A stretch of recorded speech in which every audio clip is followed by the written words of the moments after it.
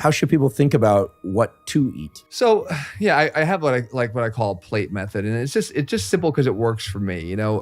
And again, if you're struggling with real eating issues, these mechanisms become admittedly less effective because maybe you have emotionally triggered eating, and you can't stop at one plate. I mean, that you could get the plate right, but if the portions are out of control. Plate has a dimensionality of height. Height too. Right. Or multiple plates, second and third or and fourth, plate. right? Or plate, right? Like then all these things can be challenged. But what I say is, when you have your plate, then you just simply look at it as like a clock, right? And if you just make a 9:20 on the clock, so one arm goes over to the 9 and one of the arms goes over to 20. Well, then you're going to take the second largest portion, of that, because then you're going to make a line towards 12 o'clock too.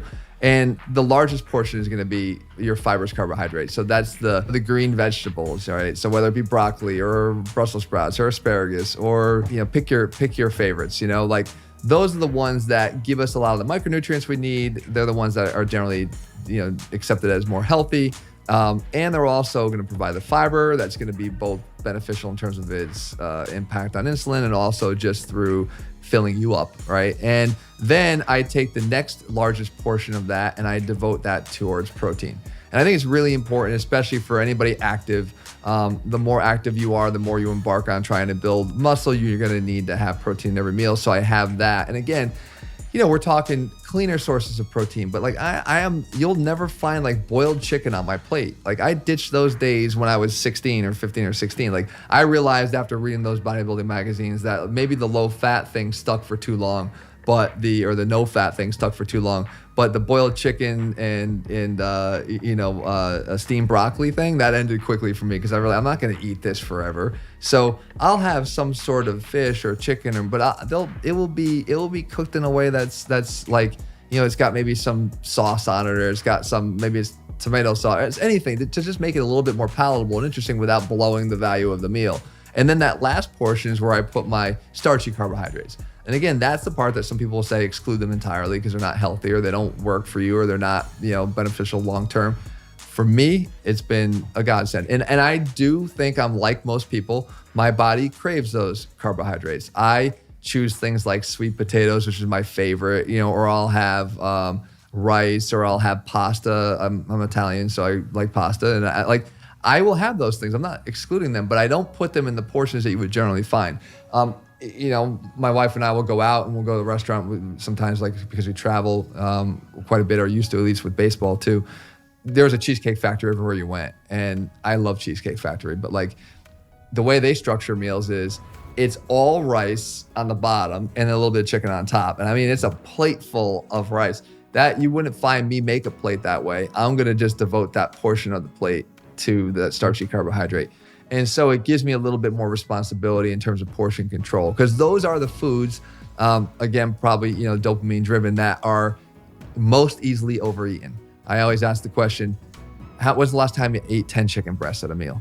Like, you're getting sick of it after maybe 2 or 3, but you could eat a whole hell of a lot of carbohydrates, starchy carbohydrates, because they're just so satisfying. And I think those triggers, as you said, to want more, that's what happens, right? You just keep, even when you're feeling full, you want more. And that's the biggest danger to carbohydrates. So if you can develop some sort of discipline around them, then you can still enjoy them. If you can't develop that discipline, for whatever reason, then maybe they do become something that you have to work yourself around or adopt a different eating style. And as I said, I'm never to the point where I'm not trying to be dogmatic in my approach. I'm always trying to say, this is how I do it. And I'm a believer in it, just like everyone else is a believer in their method. But I'm open to the idea that something that works for you and gets you to a healthier weight and a sustainability, that is good. That's good for me, provided it doesn't introduce other issues, Yeah, something one can do consistently. That's something I picked up from you over the years. What can you do consistently? And for me, that also meant when and how can I eat? What can I eat consistently that will also allow me to be alert after lunch so I can actually get some work done? Yeah. Or eat. I like to train fasted in the morning, but I don't do any long-term fasting. It just so happens that I'm fine doing water and caffeine in the morning and training in the morning, and then I eat my first meal afterwards. Yeah.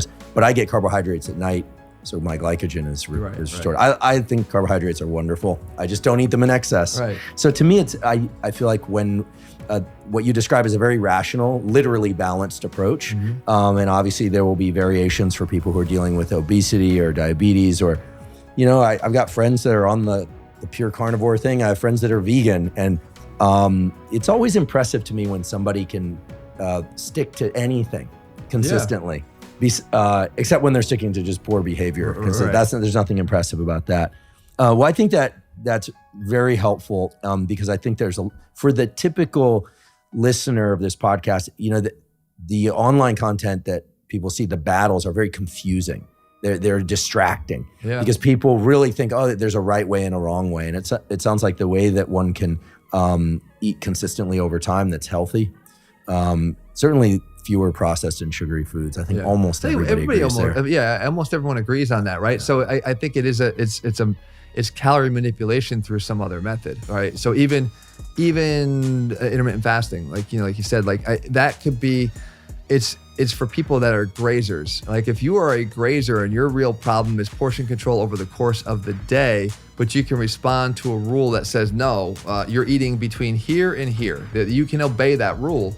Well, you're not going to be able to graze during the times that you might be doing additional damage. So, sure, there's other hormonal benefits that people will talk about from that approach, but from a longevity standpoint and habit forming standpoint, if it's fixing the habit that you're breaking too often by eating throughout whenever you feel like you walk by food, it's good, and it works. And again, it's people will tell you can probably eat whatever you want to eat as long as you're eating within that window. But I think the more responsible people who are practitioners of that will say, no, you still want to avoid processed sugar and things like that. So, and that's just a mechanism of eating, not really a diet, right? But I think that people, I hate to be as basic as it sounds with that, but it's for the exact reason that if it's that 23-hour day phenomenon that's you said you're impressed. It is impressive. It's so hard to control all of our behaviors, and food being one of the hardest, one of the biggest temptations for people.